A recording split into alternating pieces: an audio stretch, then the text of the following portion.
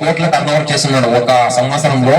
70 కోట్ల all over Malaysia, Singapore, America, మన చుట్టుపక్కల ఎన్ని కంట్రీస్ ఉన్నాయో అన్ని కంట్రీస్ నుంచి ఆర్డర్స్ వస్తున్నాయి. With in span of days లో ఆ పూల్ ని డెలివరీ చేయగలుగుతున్నాడు, ఆ క్వాలిటీ మెయింటైన్ చేయగలుగుతున్నాడు. తను ఊహించిన దానికి చదువుని మధ్యలోనే ఆపేస్తాడు అన్నమాట. 10వ తరగతి పూర్తి కాకుండానే చదువు మధ్యలో ఆపేసి తన బంధువులు పూల వ్యాపారం చేస్తుంటారు బెంగళూరు మహానగరంలో. బెంగళూరు మహానగరానికి వెళ్లి తను కూడా పూల వ్యాపారం చేస్తుంటాడు. తన తల్లిదండ్రులకు చేదోడు వాదాడుగా ఆర్థికంగా తను కొంచెం వెసులుబాటు కల్పిస్తుంటాడు. పూల ఎలా వ్యాపారం చేయాలి, ఏ విధంగా మార్కెటింగ్ చేయాలి, ఏ విధంగా వాటిని ఏ టైంలో నాటితే ఎలాంటి పూలకు ఎలాంటి డిమాండ్ వస్తుందని ఆయన బాగా అవపోసన పట్టినాడు. ఒక 10 సంవత్సరాల పాటు వాళ్ళ బంధువుల షాప్ లోనే పూల దుకాణంలో పనిచేసినాడు. తర్వాత తను ఒక సొంత పూల దుకాణం ప్రారంభించాడు.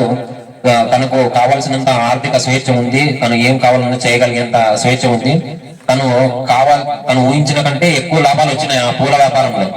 అయినా కూడా ఆయనకి ఏదో ఒక అసంతృప్తి, ఇంత పెద్ద మహానగరంలో మనం ఇదే సాధించగలుగుతున్నాం కదా, మన కర్మభూమి అంటే కర్మభూమిలో సాధించింది ఏం లేదు కాబట్టి జన్మభూమి పోయి ఏమైనా సాధించాలనే ఉద్దేశంతో ఆయన తన స్వస్థలానికి చిక్బళాపూర్కి వచ్చినాడు. చిక్బళాపూర్కి వచ్చిన తర్వాత తను ఒక 20 ఎకరాలు గుర్తు చేస్తా ఉంటాం కదా మనము, అట్లా లీజుకి తీసుకున్నాడు. లీజుకి తీసుకొని గవర్నమెంట్ ఆర్థిక పథకాలు, ఆర్థిక స్వేచ్ఛ పథకాల ద్వారా లోన్స్ ప్రొవైడ్ చేసుకుని, లోన్స్ తీసుకొని ఫ్రెండ్స్ సహకారం తీసుకొని ఒక 20 ఎకరాల్లో పాలి హౌస్ నిర్మించుకున్నాడు. ఫ్రెండ్స్ సహకారంతో, లోన్ సహకారంతో పాలి హౌస్ నిర్మాణం చేపట్టినాడు.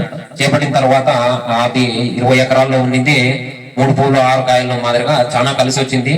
తన టర్న్ ఓవర్ ఆ పువ్వుల దుకాణం నిర్వహించే దానికన్నా 20 రెట్లు, అంటే ఇప్పుడు 100 రూపాయలు సంపాదిస్తే 20 రెట్లు అంటే 2000 రూపాయలు సంపాదించేంత ఆర్థికంగా ఎదిగినాడు. దాన్ని ఇంకా ఎక్స్పాన్షన్ చేసినాడు, అంటే దాన్ని ఇంకా ఆ పాలి హౌస్ ని విస్తరించినాడు.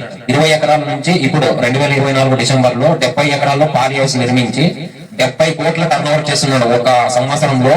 70 కోట్ల all over Malaysia, Singapore, America, మన చుట్టుపక్కల ఎన్ని కంట్రీస్ ఉన్నాయో అన్ని కంట్రీస్ నుంచి ఆర్డర్స్ వస్తున్నాయి. With in span of days లో ఆ పూల్ ని డెలివరీ చేయగలుగుతున్నాడు, ఆ క్వాలిటీ మెయింటైన్ చేయగలుగుతున్నాడు. తను ఊహించిన దానికన్నా ఎక్కువ లాభాలు గడిస్తున్నాడు. అంటే 70 ఎకరాలకు విస్తరించాలనే ఆలోచన తన తండ్రి నుంచి తీసుకుని ధైర్యం, కృతనిశ్చయంతో, కృషితో, పట్టుదల తను డబ్బు పెడుతున్నాడనే డేర్ చేసినాడు. కానీ ఇంత వస్తుందని ఎక్స్పెక్ట్ చేయలేదు. తను కూడా మన ఒక ఇంటర్వ్యూ ఇచ్చినాడు. సాధారణ మనిషి మనలాగే ఉంటాడు. 70 కోట్ల టర్న్ ఓవర్ అంటే మన చుట్టుపక్కల కూడా ఏ రైతు ఇంత టర్న్ ఓవర్ చేయడు. ఒక ఉద్యోగస్తుడు కూడా తన జీవిత కాలము, ఎంత పెద్ద సాఫ్ట్వేర్ అయినా కూడా తన జీవిత కాలము వెన్నుపూసు నొప్పి, ఆ నొప్పితో సంపాదించిన కూడా 70 కోట్లు ఒక సంవత్సరంలో టర్న్ ఓవర్ అంటే ఆషామాషి విషయం కాదు. 70 ఎకరాల్లో 70 కోట్లు ఒక సంవత్సరంలో సంపాదించాడు. 2023, 2024 ఆర్థిక సంవత్సరంలో 70 ఎకరాల పాలి హౌస్ లో. అంటే షిఫ్ట్ అనేది, టైం అనేది అతని మెయింటెనెన్స్, టైం అనేది ఇంపార్టెన్స్ కాదు. డే అయినా పగలైనా ఏ టైం అయినా కూడా తను టైం ఇంపార్టెన్స్ ఇచ్చినాడు అనమాట. మనం ఈ టైంలో ఒక దేశం, ఇప్పుడు మలేషియా నుంచి ఆర్డర్ వచ్చిందనుకో, ఈ టైంలోనే అని కొంచెం బెటర్ టైం ఉంటుంది అనమాట. మన కంట్రీ టైమింగ్స్, ఆ కంట్రీ టైమింగ్స్ డిఫరెన్స్ ఉంటాయి. పూల్ ట్రాన్స్పోర్టేషన్ లో ఇబ్బంది ఉంటాయి.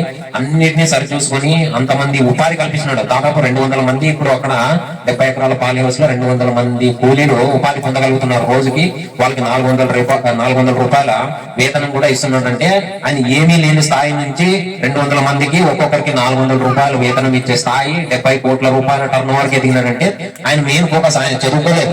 చదువుకుంటే ఇంకా పెద్ద స్థాయిలో ఉండేవాడేమో. చదువు కాదు, అక్కడ తెలివి ఉపయోగించుకున్నాడు అనమాట. తెలివి ఉంటే సరిపోదు, క్రమశిక్షణ ఉండాలి. ఆయన క్రమశిక్షణ వాళ్ళ తల్లిదండ్రులు ఎప్పుడు మరవలేదు. వాళ్ళ తల్లిదండ్రులు చెప్పిన సూచనల్ని, చిన్నప్పుడు చదువు చెప్పిన గురువుల సూచనల్ని పాటించి 70 కోట్ల టర్న్ ఓవర్ సాధించినట్టంటే ఆయన వ్యాపారస్థ అవుంటా యారు కైలు ఆగలనా అంటే ఆయన ఒక స్థాయికి ఎదిగినాడు అనమాట. ఇవును యారు అనే స్థాయి నుంచి అవునపా అనే స్థాయికి ఎదిగినాడు. అంటే జెమ్స్ మాత్రమే ఎదిగినాడు అనమాట. అట్లా మనకి ఆయన ఇన్స్పిరేషన్ అనమాట. ఏమి లేదని ఫీల్ అవ్వకూడదు. ప్రతి రంగంలో ఉంటాయి, మనం ఒకే రంగంలో దృష్టి పెట్టాల్సి ఉంటుంది. ఏ రంగంలో ఇప్పుడు టెక్నాలజీ ఎట్లా అవుతుందంటే రోజుకి నువ్వు ఆర్గానిక్ ఫుడ్స్ తీసుకుంటే నెక్స్ట్ ఆయన ఆర్గానిక్ ఫుడ్స్ కూడా స్టార్ట్ చేస్తున్నాడు. అంటే అట్లా డే బై డే వేరే దాని మీద మన ప్రపంచం ఎటుపోతుందో అటు పరిగెత్తాలా. ఎప్పుడు మన ఇంట్లో ఉండి అవి తింటాము, వరేనం తింటాం అంటే ప్రపంచం ఎటువైపు పరిగెడుతుందో అటువైపు మనం పరిగెత్తగలిగితే మనము పోటీ పడగలుగుతాం. అంతేగాని మన ఊర్లో రన్నింగ్ రేస్ పెట్టి గెలిస్తే నువ్వు గెలిచినంత కాదు. హుసేన్ బోల్ట్, ప్రపంచంలో హుసేన్ బోల్ట్ కోపల్లో ఉంటారు. వాళ్ళందరినీ నువ్వు వెనక నెట్టినప్పుడే నువ్వు విజయం సాధించినట్లు. అర్థమైందా? మనకి ఇంత పెద్ద ఇన్స్పైర్ గా నిలిచినటువంటి నరేష్ కి మనం అందరం గట్టిగా చప్పట్లు కొట్టాలి.